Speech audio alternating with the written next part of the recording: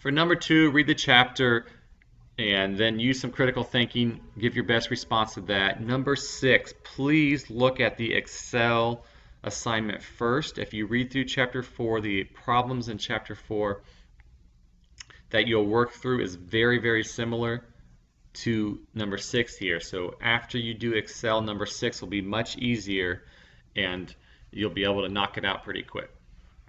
I do want to spend a little bit of time talking about what this chapter is all about. It's about having two variables, an x and a y, and then trying to determine if there's any relationship, any correlation between those two variables. How do they affect one another? One thing you could gather stats about is the caribou population in Alaska and the wolf population in Alaska. And these would have a positive correlation. There's some data about these in the chapters. If you read through chapter 4, you saw some examples using this. But a positive correlation. As the caribou population increases, the wolf population will also increase because there's now more food for them. And vice versa, if the caribou population goes down, the wolf population will also go down. Same with the business example. If the number of TV ads a business runs, if they increase the number of ads, they should expect their total sales to increase. And if they decrease the ads, their total sales will go down. This is an example of a positive correlation, and on page 139 you can see examples of positive, negative, and no correlation. So a positive one has a positive slope. So if you plotted all the different values of TV ads on the x-axis and then your sales on the y, and you plotted all those dots from the data you've gathered, you draw the best fit line that fits that data, and it has a positive slope. So we call it a positive correlation.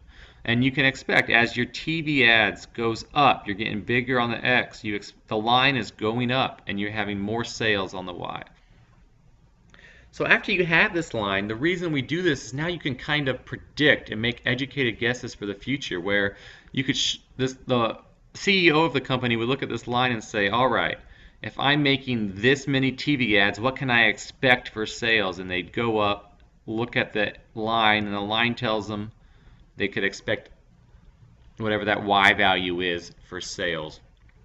Or back to the caribou population, if you had the caribou population here and you measured that one year it was this big, well then you, without even measuring the wolves population, you could have a very, very educated guess to how many wolves there are, because this line is showing you the relationship between caribou and wolves.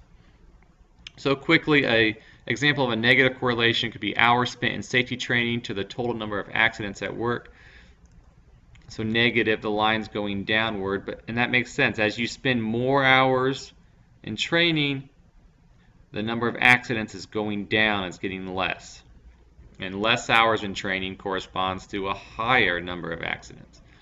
And then some things in life just aren't coordinated at all. So you could go out and gather statistics about a person's height and their retirement age, and you're probably not going to find any pattern, no positive, no negative correlation. The dots will be all over the place when you make the scatter plot, because there really is, you can't look at someone's height and say, aha, I know when you're going to retire based on your height.